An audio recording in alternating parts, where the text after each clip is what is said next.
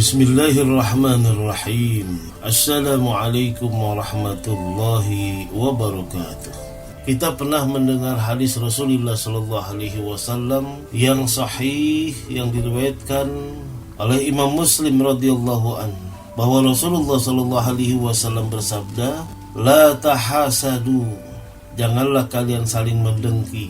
"Wala tanajasu." Dan janganlah kalian saling mencurangi atau menipu. Apa sih pemahaman wala tanajasu di sini?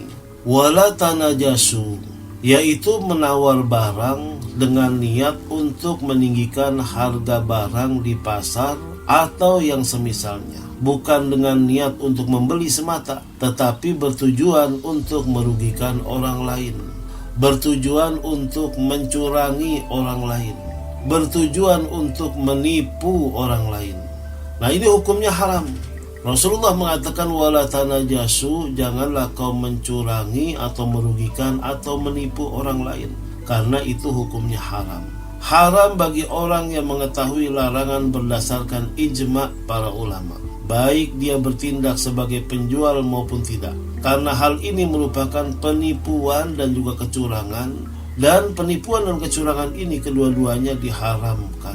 Dan dia telah meninggalkan nasihat yang diwajibkan Rasulullah sallallahu alaihi wasallam. Rasulullah sallallahu alaihi wasallam bersabda, "Barang siapa yang menipu kami, maka dia bukan dari golongan kami." Dalam riwayat lain Rasulullah sallallahu alaihi wasallam juga bersabda, barang siapa yang menipu, dalam riwayat Imam Bukhari dan Muslim, bahwa Nabi sallallahu alaihi wasallam sesungguhnya beliau melarang untuk melakukan najas. Orang yang melakukan najas memakan riba orang yang berkhianat. Ini kata Ibnu Abi Aufa. Orang yang melakukan najas memakan riba orang yang berkhianat. Sehingga para ulama bersepakat bahwa pelakunya berbuat maksiat kepada Allah Subhanahu wa ta'ala jika dia tidak mengetahui larangannya. Kalau dia tidak mengetahui larangannya, bahwa menipu, merugikan, mencurangi itu adalah dosa, perbuatan haram, maka dia sudah melakukan perbuatan maksiat yang dosa juga. Tapi kalau dia sudah mengetahuinya itu perbuatan najas, perbuatan yang mencurang, merugikan, bahkan menipu, maka dia sudah berbuat haram, kemaksiatan yang dosanya teramat besar. Dia harus minta maaf kepada Allah Subhanahu wa ta'ala, mohon ampun, kemudian minta maaf kepada orang yang dicurangi atau yang ada di pasar yang sudah merasa dicurangi, kemudian mengembalikan uang dari hasil penipuan tersebut. Itu risikonya sangat luar biasa. Makanya kata Rasulullah, wala tanajasu, janganlah kalian saling mencurangi, saling menipu. Dan ini sobatku banyak terjadi, apalagi di zaman-zaman yang sulit seperti ini. Salah satu contoh, dia mempunyai barang yang sudah ditumpuk lama. Nah kemudian sobatku, barang ini supaya laku dan dengan harga yang tinggi, menjatuhkan harga yang lainnya. Dengan cara katakan, dia membuat isu bahwa, ini misalnya tukang bakso nih, dia pun sebagai tukang bakso ataupun bukan. Kemudian tukang bakso ini laris manis. Nah, supaya dia tidak laris manis, akhirnya pas dia makan di situ, kemudian ditaruh laler atau cicak di makanan mangkok baksonya, kemudian mengatakan, wah ini makanan tidak beres nih, tidak bagus. Akhirnya jatuh tuh harganya, konsumen juga kurang. Karena dia jadi tukang bakso juga, akhirnya pada pergi ke baksonya dia. Ini contohnya, ya. Atau dengan cara yang berbeda, dengan cara politis, dengan cara strategis, sistematis, apapun itu, kalau sudah keterkaitan dengan mencurangi, merugikan, menipu, itu hukumnya najas, hukumnya haram. Barangnya pun haram. Nah, bagaimana dengan akadnya? Dengan akadnya nih, ya, akad dari najas tersebut. Hukum akad yang disertai dengan najas, para ulama berselisih pendapat tentang hal ini. Sebagian mereka berpendapat bahwa akadnya batal karena ada unsur penipuannya. Pendapat ini diriwayatkan dari Imam Ahmad dan dipilih oleh segolongan dari para pengikutnya. Dan di antara mereka nih ya, ada yang berpendapat jika yang melakukan najas atau penipuan atau pencurangan adalah penjual atau orang yang bersekongkol dengan penjual, maka akadnya batal. karena larangan di sini kembali kepada orang yang melakukan akad.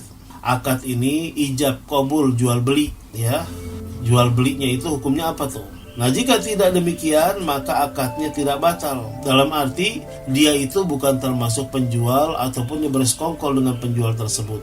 Di luar daripada itu maka tetap akadnya itu tidak batal karena dia kembali kepada orang lain yang tidak terlibat dalam akad jual beli. Sebagaimana diriwayatkan dari Asy-Syafi'i bahwa beliau memberi alasan atas sahnya jual beli karena penjual bukan pelaku najas. Kebanyakan para ahli fikih berpendapat, ya ini ada pendapatnya, atas sahnya akad yang disertai dengan najas secara mutlak. Ini merupakan pendapat daripada Imam Abu Hanifah, Imam Malik, Asy-Syafi'i dan Ahmad dan pada sebagian riwayatnya.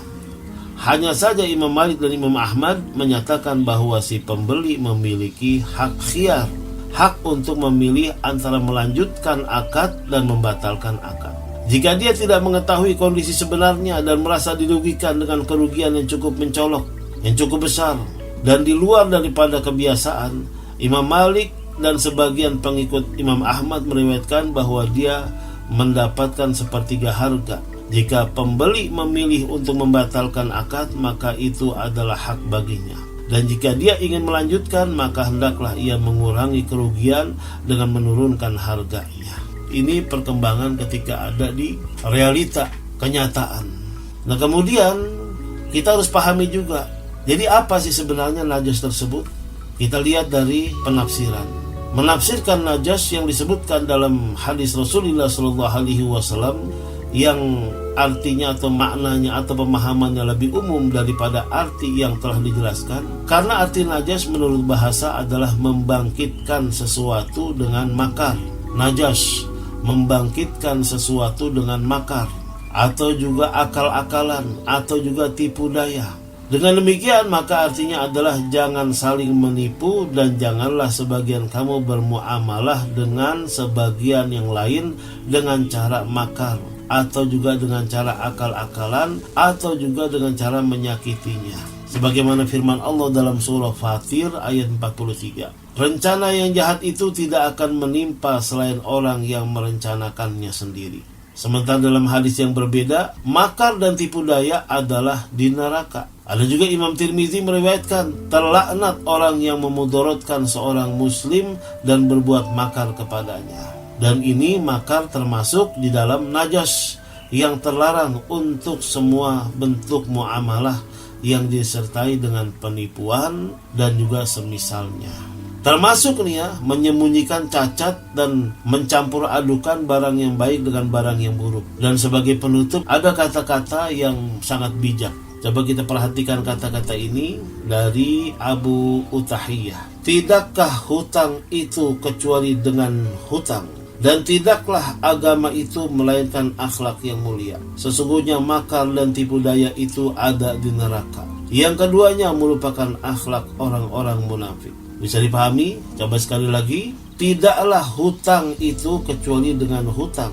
Dan tidaklah agama itu melainkan akhlak yang mulia. Sesungguhnya makar dan tipu daya itu ada di neraka. Yang keduanya merupakan akhlak orang munafik. Mudah-mudahan ini menjadi tambahan ilmu buat kita. Bagi yang pedagang, memperbaiki daripada sistem perdagangannya sehingga menjadi berkah dan selamat.